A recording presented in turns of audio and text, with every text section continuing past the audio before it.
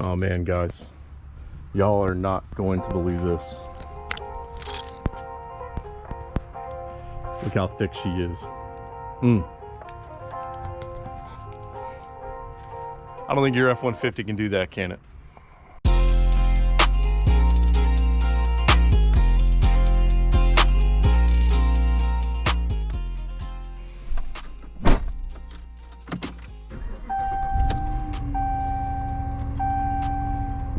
Hey everybody, welcome back to our channel.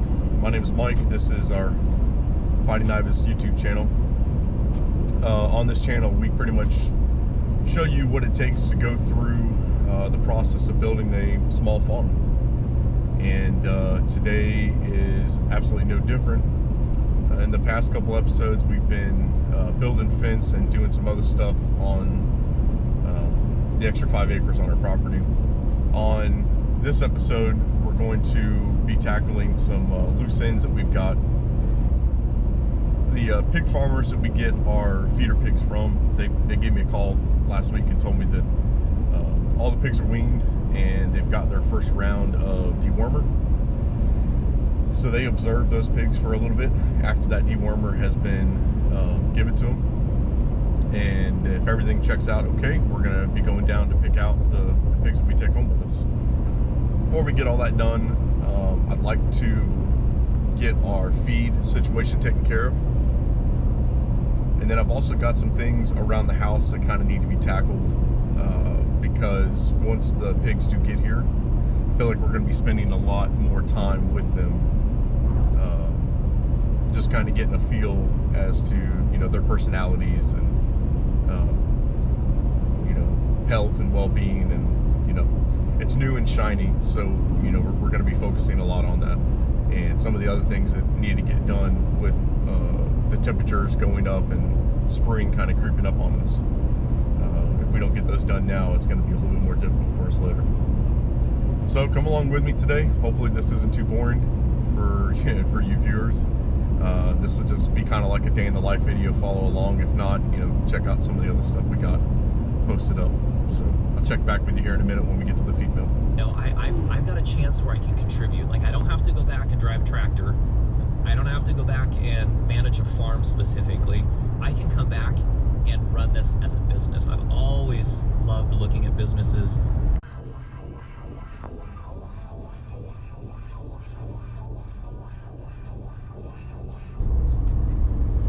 So that was a feed mill that we get everything for our pigs. And we did the same thing last year. We went over to the same place. The name of it is Hillendale Quality Feeds, and they are out of Lake Butler, Florida. So if you're anywhere near the Bradford, Union County, or Clay, or further away if you want to make the drive, they're really good people over there. They take care of a lot of different needs that are around here between cattle, hogs, chickens, all kinds of stuff like that. You can see in the back, we got her loaded down pretty good, and so much so she was kind of spilling out the sides when I took a turn, so that was interesting.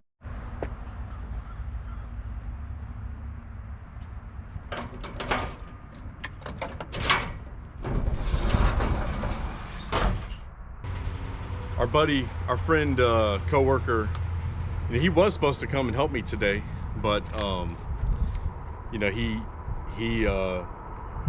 found out how much we were going to be picking up from the feed mill, and you know, his F-150 has only got like so much capacity in the back, you know, between the payload inside the driver's seat and, you know, what you're going to be carrying in the back.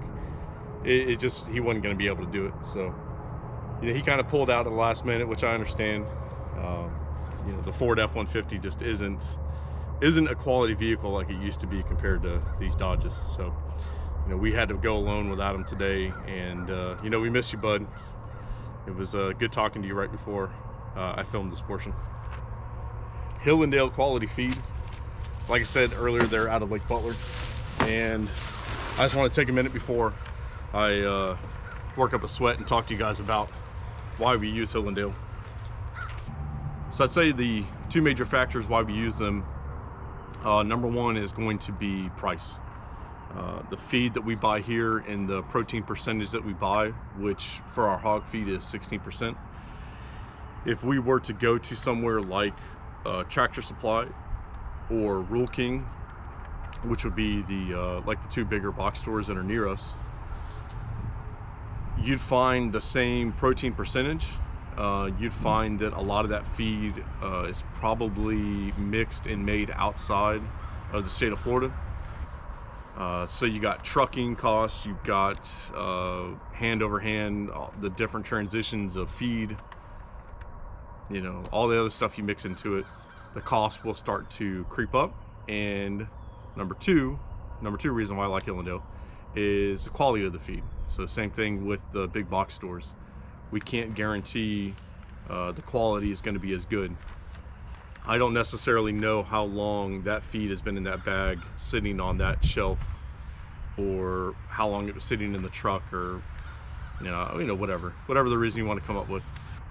Hillendale will purchase all of their grain and they bring it in based on their own analysis of what they feel each specific animal should receive, whether it be horses, cows, goats, pigs, chickens.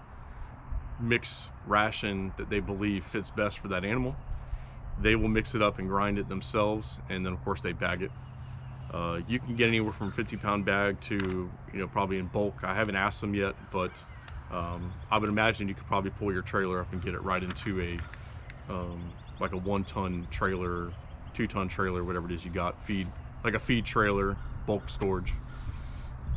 And you know, the one negative or the one drawback to Hillendale is the distance from our house. There's not a ton of people in my very close specific area that are doing what we're doing. I think there's probably pockets throughout the county. So there really isn't a need to have a feed mill, you know, right down the road. And that's okay. You know, it's a 45-minute drive each way. And if I get there early enough, if I get there on like a weekday like I did today, you know, it's pretty easy to go in there and talk to them. They're not real too busy. So I could go to Tractor Supply 15 minutes from the house. I could run to Gainesville, that's 30 minutes, possibly, maybe a little bit more depending on traffic. But I'm willing to sacrifice a little bit more of my time because I'm helping out a local group, I believe a local family. All the employees that they have, the farmers that raise the grain for them to mill.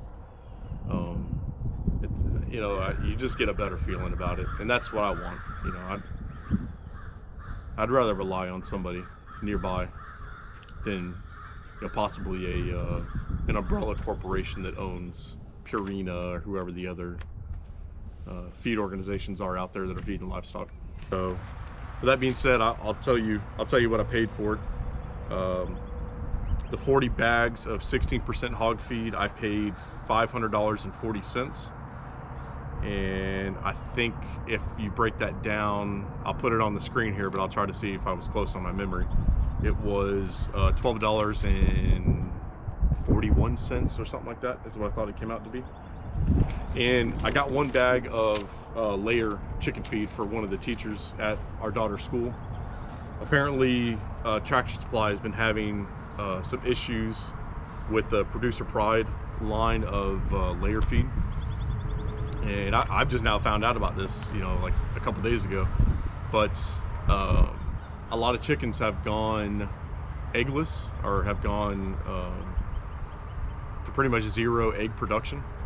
And that's something that happens in the wintertime, especially they go based on the cycle of the sun. As we start losing daylight hours, chickens will slowly stop producing or slow down their production of eggs. And it's a natural cycle that all chickens go through. But to see absolutely no eggs for weeks or months, that seems a little odd to me. If the chickens are really old, maybe that makes sense. But if it's a newer flock, you know, a year-and-a-half old chicken, I could see you're getting an egg or two here and there. So anyways, this teacher, as well as many others, I've done my research as soon as I heard about it, have pretty much lost their egg production. Once they stopped feeding Producer Pride layer pellets, production went back up. You know, the So I think that there's got to be something in the protein mix. You know, they're not getting enough protein, or they're not getting the vitamins, whatever it is that chicken needs to get the egg factory moving. They're just not cutting it with the producer pride. So we don't have chickens yet, so that's not a factor that I've got to worry about. But to help our teacher out at the school, we got her a bag. She's going to try it out, and hopefully we can convert one more person over to the Hillendale line of feeds. So anyways, I'm going to quit talking and get to work.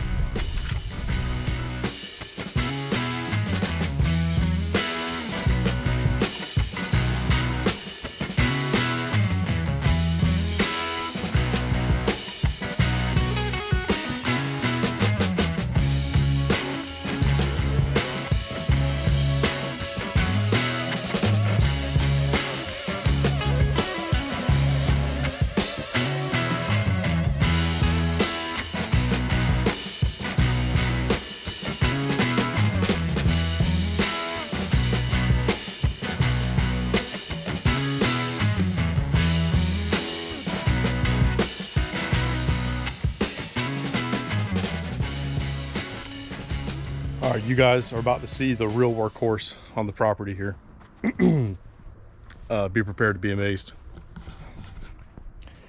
Bam. This is our Craftsman, what does that say? T1000. Gasoline powered. It's got some sort of motor in it, full of power. And we're gonna be hooking up the agri-fab spreader here. One of the other things I've had on our list of things that need to get done, especially before the pigs come, is the yard around the house. I got to get some fertilizer on it. So I'm going to mix in just 2 bags of fertilizer, and we're going to get it spread all around here. So late spring and summer, the yard will be looking tip-top magoo.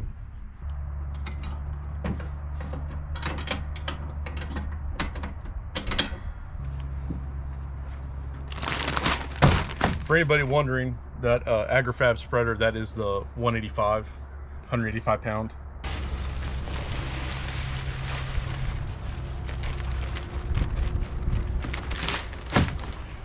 We're not going to put this whole bag of lime in here.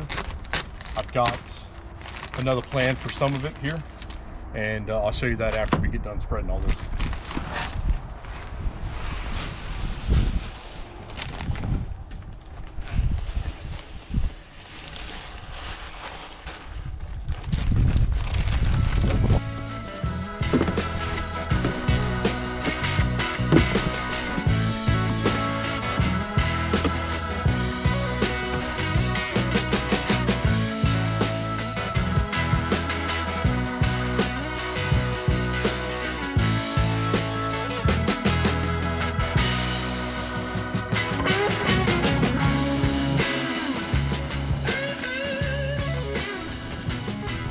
Well, we got our Craftsman all washed down. I went ahead and just kind of rinsed off everything in the back that gets that fertilizer on it while it's being spread. And we washed down our spreader. And for anyone who doesn't know, when you use any kind of fertilizer products or anything like that, it will rust out and damage anything that's steel, anything that it touches. So it's a good suggestion to just try to clean all that stuff off you can, let it dry, and then you can put it up in storage until the next time you need it. I kind of regret getting those bags. You can't tell from the time lapse, but the quality of the fertilizer was really moist and really packed together, and it just didn't feed down like I really wanted it to.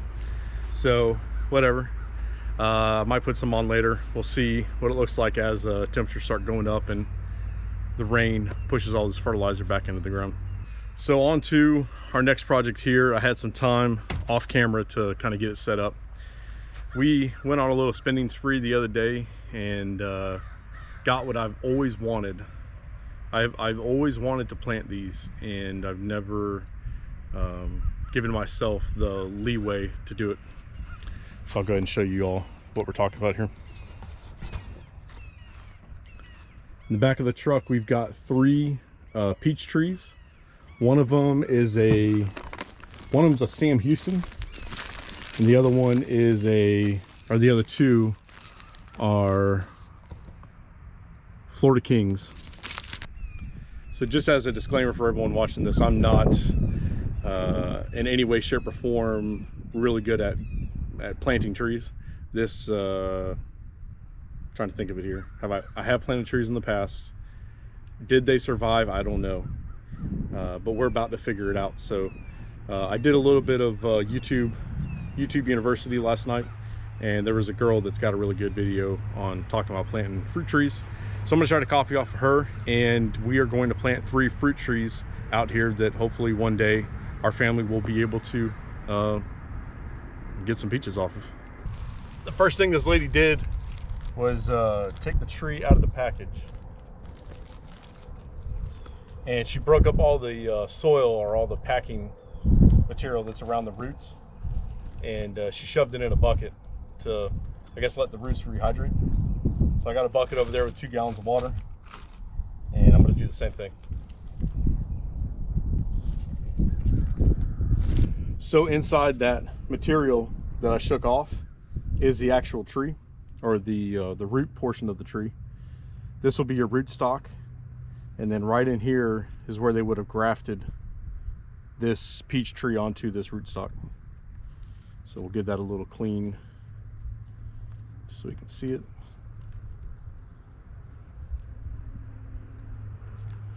Everything looks good. Roots look like they're in good shape. So we're gonna dunk that in the water, and we're gonna get to digging our hole.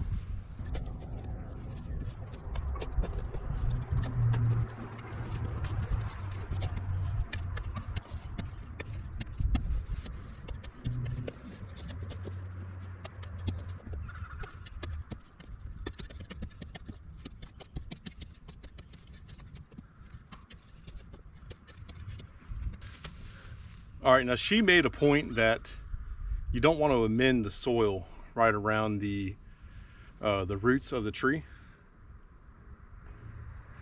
And her explanation for that was the roots will get like really comfortable right inside the hole you planted it if you give it everything it wants, and it's not going to disperse out looking for the nutrition it needs. I'm gonna break that rule. I've got some of the extra lime that we just used on the lawn, and I'm gonna put that in the soil and just mix it up on the bottom where the roots are gonna go. Primarily because our pH in the soil here on the property is way too acidic for this tree. So I'm hoping if I can get some down in the hole, and then also get some around the surface and around where the roots will eventually venture out to, we can bring that pH up to a spot that it needs to be, and we'll continue to do that and eventually get it tested to see if it worked. So as far as amending, that's really the only thing I'm going to do. I'll take some of this packing material, put it on top of all the soil we put down, or the dirt we put back down in the hole around it, and we'll put some composted material on the surface so that can slowly trickle down.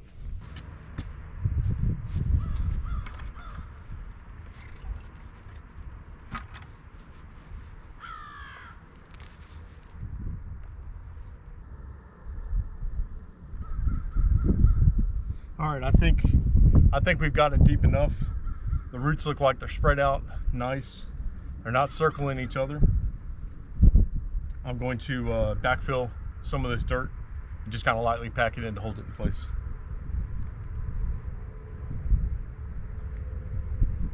I've also got some clumps in here. There's a little bit of clay. You want to try to break all that up.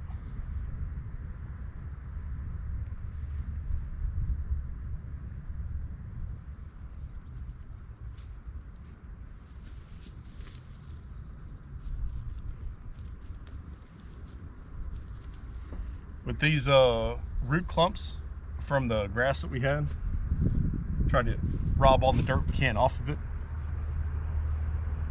get the vegetation out of there, so we don't steal any of the nutrients that are going to go down onto the tree from that grass, trying to reestablish itself.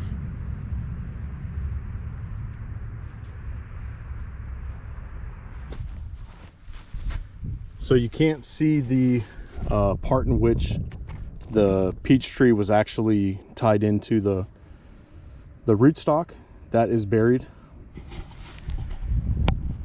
And a good rule of thumb would be when you take it out of the package, you can tell where it was planted at the nursery that it came from. You can see that dirt level of where they would have had it. So just try to match that dirt level. And in this case, it was slightly above where the rootstock would have been grafted. And so we just did the same thing. I'm going to tear open some of this compost and get that spread on here. We're going to take our 2 gallons of water in our bucket,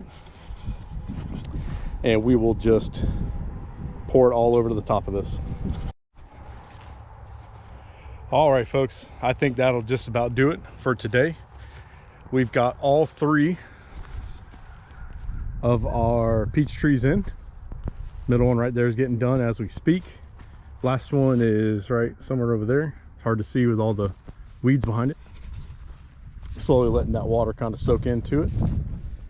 Got a pretty good distance from the house where we can walk out here and take care of all of them in the future.